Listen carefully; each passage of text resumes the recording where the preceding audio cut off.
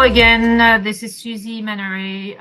Welcome if you're just joining us on this MEF Connects Wholesale event. We've been talking a lot about roaming up to now.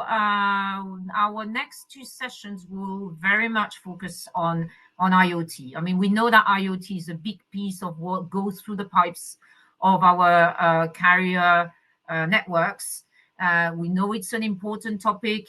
And a lot of carriers are also discussing, well, connectivity and what do we need to do beyond connectivity. So we will be tackling this in with our MEF colleague Nasser in a few minutes. But before we do this, I'd like to welcome Andrew Parkin-White from TecFutures.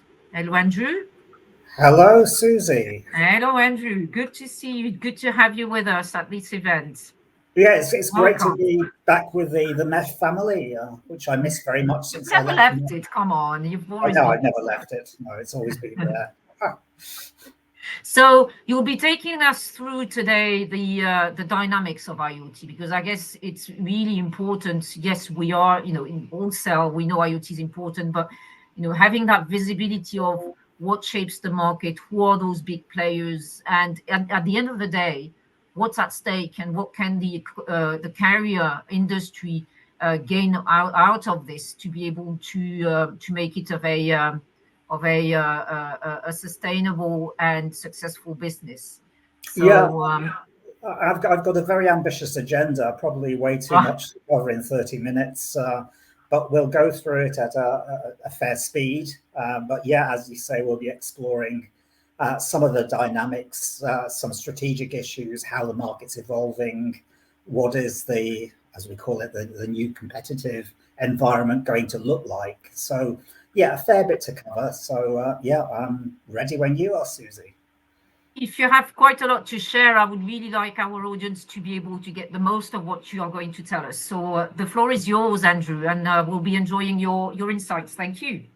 Right. So as Suzy introduced, what I'm going to talk about today is IoT, the implications of a growth market, particularly for wholesale carriers. I think the key point to make is that to understand the market, you have to understand your wholesale customers, and you have to understand what's happening with the end users and have a good appreciation of the dynamics of the market and how it's evolving. Before I move on to the discussion itself, I just want to spend a few moments introducing, advertising, I should say, TecFutures. We are a relatively new organization founded by myself and my colleague Phil Todd at the end of last year. And what we essentially do is help clients to build competitive advantage and revenue growth with tailored advisory solutions. So we're a custom research and consulting type organization.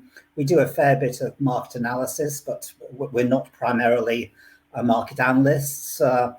We both have a background, a long background, in fact, over 50 years experience between the two of us in some of the leading firms in the market, including Analysis Mason, Gartner, IDC, Informa, The Economist, and KPMG. So we've been around the block quite a few times. And what we do at TecFutures is to focus on the interplay between what technology suppliers, what CSPs, etc., are offering, and what's happening in the enterprise and how digital disruption is affecting those. And one of the things we're saying about IoT now, it's becoming more mainstream and is potentially just another digital transformation technology, albeit a relatively complex one with a deep ecosystem underlying it.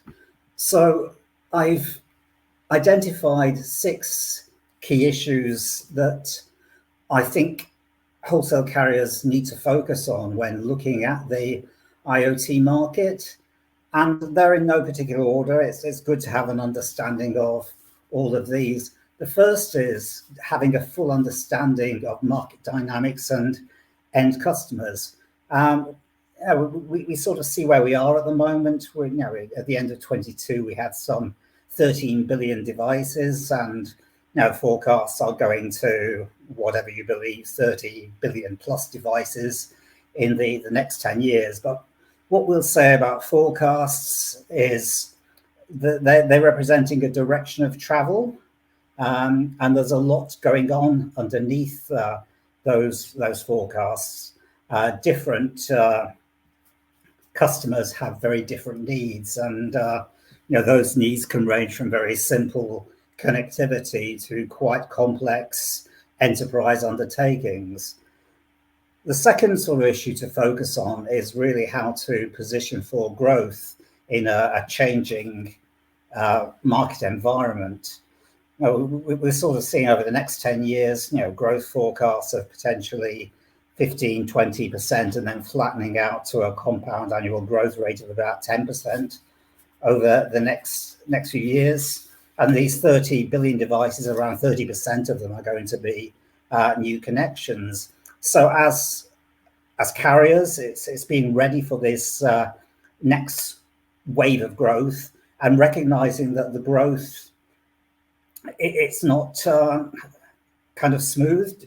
Different sectors have different growth rates, and different vertical markets have different requirements. Some vertical markets are well penetrated by now, and others are at a much earlier stage of development. I think the other sort of issue is choosing where you compete and having a targeted approach, and looking at both your customers and end users, and seeing that different sectors need a particular targeted approach, dependent on their usage characteristics, where they're going to be using it. Is it global, regional, local? What connectivity technologies they're wanting to use? What sort of different support are they requiring? Are they requiring something off the shelf, or do they want to take a solution and engineer it for themselves? And this presents a rather complex situation. I think one of the third and potentially worrying aspects is what's going on in terms of connectivity price wars at the moment. We were seeing a bit of a race to the bottom on prices, and it's not healthy. It's potentially CSPs pricing to gain market share, but it's a very, very blunt tool, and you have to question the profitability of these marginal customers as they come on board. But we are entering a kind of new competitive reality. It's a mature market. There's lots of entry and exits at the moment, lots of consolidation happening, and the underlying business model is changing. Moving over to the right-hand side, there's a lot of choice around connectivity technologies at the moment, and bear in mind that not all of these are going to be cellular. Potentially about a third of, say, the enterprise market is using cellular, and there are lots of other technologies, LP WAN, LoRa, etc. out there, and sort of emerging technologies like satellite. Now, global IoT connectivity is a significant issue, and we could probably spend 45 minutes just talking about the issues around global IoT connectivity, roaming in itself. But I'll touch on this issue a little bit later. And there's also the issue of adding value beyond connectivity. So, connectivity is a ticket to the game, but customers are looking for far more than connectivity, and I'll touch on some of the things they're looking at a little bit later on in the presentation. And there's also, with IoT, there are lots of adjacent technologies that the ecosystem and supplier ecosystem needs to understand and potentially bring to the party. Now, we sort of hear about the importance of digital twins, edge processing, etc., and all these technologies form part of an IoT solution, particularly with the more sophisticated users. So this is kind of IoT in a nutshell. It's a growing market. the composition of the market, it's currently, according to best estimates from some of the analyst firms, around 80% consumer and 20% enterprise, and that's changed a fair bit from earlier years when it was majoring on enterprise connections as a key catalyst for growth. Around the top 10 applications are accounting for 70% of the market by volume. Customer numbers are growing, but traffic, data traffic on IoT is growing even faster, which is good news for suppliers. We've done a few pieces of work to look at market dynamics. We did an IoT CSP survey at the back end of last year where we spoke to 75 mobile network operators and MVNOs and asked them their opinions on quite a lot of aspects of enterprise IoT. So I'll be using some of that material throughout this presentation. We've also just done a joint report with MEF, which tied in with the MEF Connects IoT event, where we're looking at how organizations can unlock value in IoT. And with that report, we spoke to a number of CSPs, including SI, Pelion, Pod Group, Vodafone IoT, and Zariat, to get the CSP perspective on what's going on. In terms of the retail connectivity supplier splits, we estimate it's around 50% MNO and 50% MVNO at present. The revenues box, again, is slightly worrying. From the survey we did, the people questioned estimated that around 7.3% of total IoT value is spent on connectivity, and that figure is drifting downwards, which could have something to do with a price war, but it's kind of a worrying trend, and I think it's up to suppliers to stress the value element of IoT connectivity and not just turn it into a commodity item. We asked CSPs about what they thought the uplift in ARPU would be in the next 12 to 24 months, and the figure they were giving was around 5%. Now, this is a very blunt figure. If we talk to some of the larger carriers, they're much more upbeat about market growth, revenue growth, etc. It's a very different picture if you're talking to a single country operator in a particular market with perhaps less demand for IoT services in that particular market. And there are certain themes, and no doubt these themes have been coming out already, that are prevalent in IoT at present. Now, one of the big ones is that enterprises constantly underestimate IoT projects. They really don't realize quite how long they're going to take. It's a 2-year project at best, and there's also a large impact on the organizations. We also need to look at why enterprises are choosing IoT. And the constant theme that comes out there is they're using IoT to create business advantage, to create a better competitive position, to improve the way they work, etc. There are quite a few dynamics going on at present. So, as we mentioned, the choice of connectivity technologies and also network sunsets. We do see users with large bases on 2 and 3G networks, particularly for simple M2M applications, and there are costs and issues associated with evolving those to newer networks. Now, I was just listening into the last session, and security is a big issue. It comes up with enterprises. They're worried about giving access to their corporate network via devices, which can be a weak point and can create problems within the enterprise. Devices, we spoke to one organization who said that IoT projects often fail because of the device, and this can be up to 80% of IoT projects that fall in this sort of way. And eSIM, no doubt you'll be talking about later, is coming on as a real sort of game changer, a new market dynamic, global connectivity, increasing need, growing market, and a useful one to focus on for wholesale carriers. On a very kind of granular issue, there's slow take-up of the billing and charging evolution and a need to settle streamline processes. These things need to work so that the IoT market as a whole is fully functional. So I'm going to ask the question, will it be double-digit long-term revenue growth? And this is taken straight from an economics/business textbook.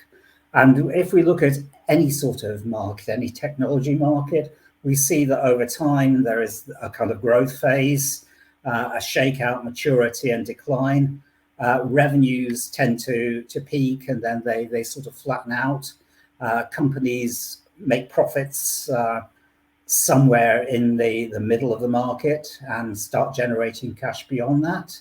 But this doesn't come without implications.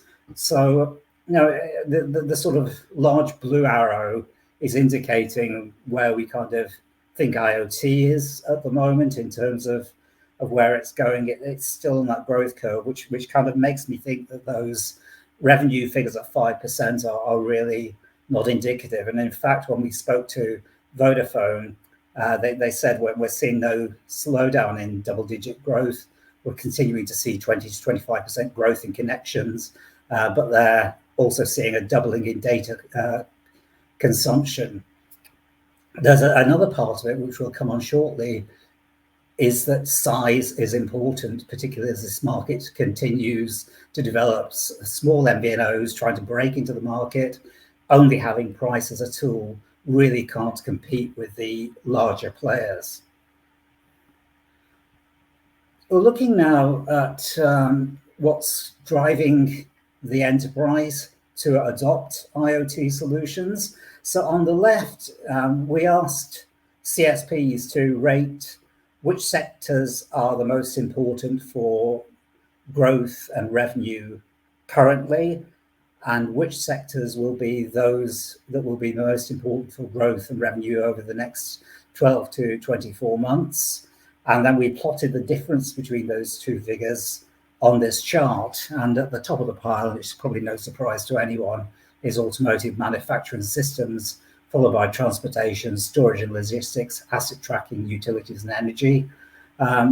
Some are seeing less growth, and this often surprises people because, in particular markets, these are still seeing very buoyant figures, such as agriculture, manufacturing, industrial, retail and wholesale, and security of assets. To understand why we are saying that, I think it's important to look at two aspects. Firstly, the drivers, and secondly, the challenges. So in terms of drivers, what enterprises are majoring on is improving the customer experience, better workflow, achieving digital transformation in all its senses, pressure from competition, and very importantly, to access real-time data flows, real-time information as a basis for decision making. If we look at the counter side of that, what's holding the enterprise back? Now, we've kind of talked a little bit about this already, that it's a complex undertaking and it takes a lot longer than they think it's going to take. And fundamentally, it's a business decision and not a technology decision. So the business has to be on board with it from the start. The main challenges we're seeing as a lack of expertise and technical understanding, the need to integrate a wide range of multiple technologies that we referred to earlier, concerns around security, impact on existing process, and finding the right suppliers. And that is a key point. Customers are looking for strategic relationships with their suppliers. They're very important relationships, and they want to be with them throughout that overall journey. I talked a little bit a few minutes ago about moving to a new competitive reality, and again, a very faithful curve in terms of what's happening to the market dynamics. First of all, in the survey we did, we asked CSPs, what are your greatest challenges? And they gave us two, and gave us the top two, which were a race to the bottom on prices and increasing competitive intensity. And that kind of lines up with where the chart on the left is showing we're kind of moving out of this growth phase where there's rapidly increasing demand, improving profits, and low competition, into this shakeout phase with slowing growth, intensing competition, potentially declining unit profitability, and a focus on cutting costs. If we go a little bit further over to the right, we get into the more mature phase of the market, when there is not so much growth, the industry is consolidating, but at the same time, there are high barriers to entry. And we're seeing several dynamics coming into play in the IoT market, including this pressure on prices, this increased competition, and the need to offer more than connectivity, particularly meeting diverse enterprise requirements. So this brings us to what suppliers and CSPs and other IoT ecosystem players, what they're doing in this market space, and you can focus, taking a Porter type matrix, on either in terms of competitive advantage, focusing on cost or differentiation, and having a wide or a narrow market focus. I think that the danger is that some organizations try to do all of these at the same time, and they're not necessarily large enough or agile enough to do all of these. So, if your market focus is wide and your competitive advantage is drawn for cost, you're using broad cost advantage. If your differentiation and you're large, it's significant differentiation. If your market focus is narrow, it's niche cost advantage. If your competitive advantage is cost, and if it's differentiation and narrow, it's niche differentiation. And Vodafone pointed out that there are three strategies emerging. So one of those is hyperscaling, getting much, much bigger. The second strategy is specializing, this sort of narrow differentiation, narrow cost advantage. And the third strategy is that you simply leave the market. And we're seeing evidence of players doing this. SI made the point that the market is really bifurcating, splitting into a volume market and a value market.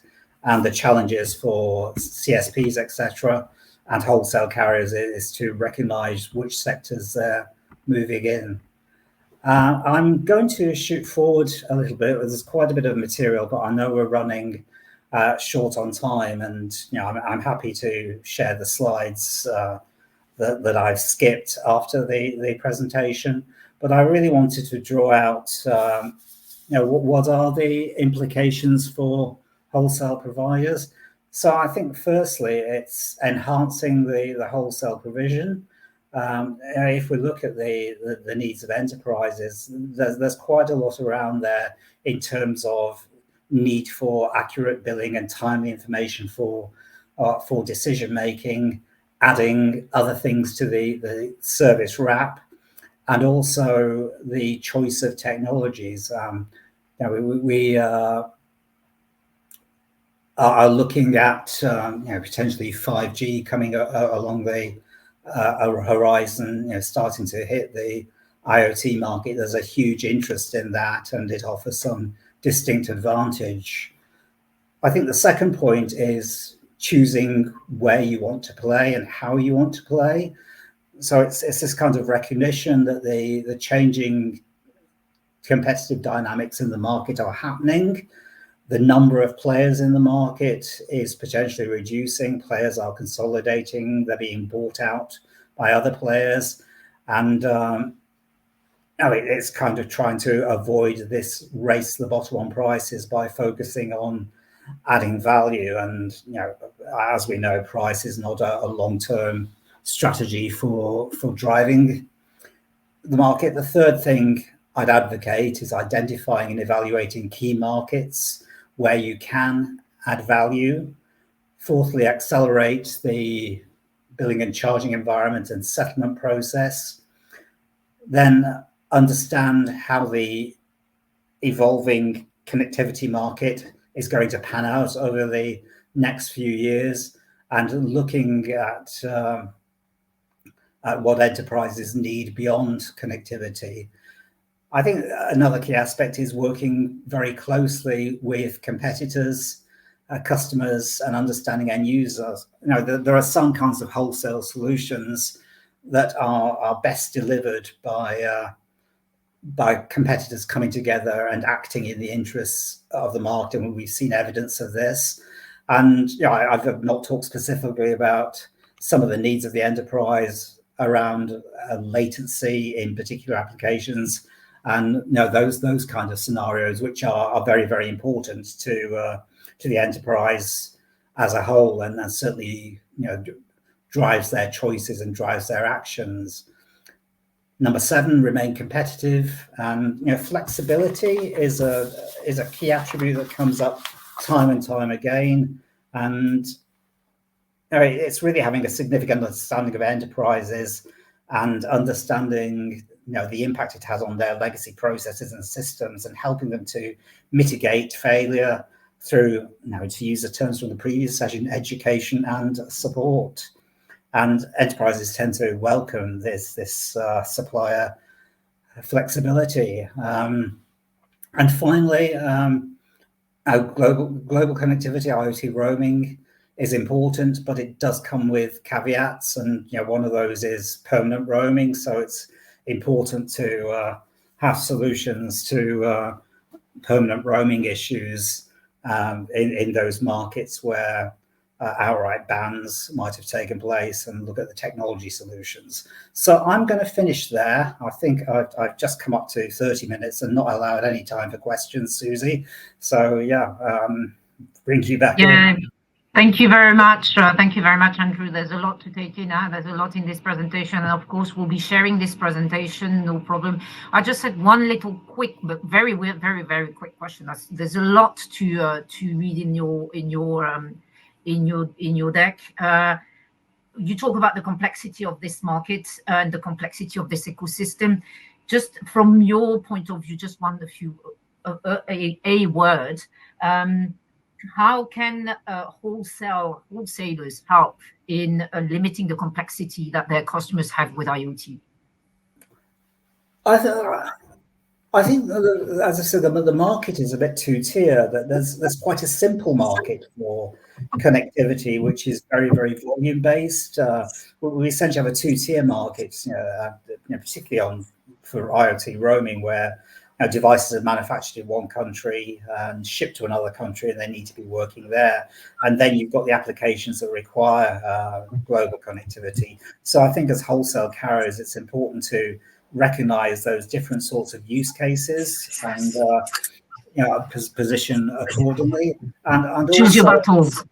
Yeah, and also I went very quickly through the last part of the presentation. But there's a lot of ways of enhancing the wholesale proposition to make it more attractive to people who are buying wholesale services and end users. So, I think the key point is flexibility and really understanding both the market and the market and competitive dynamics going forward.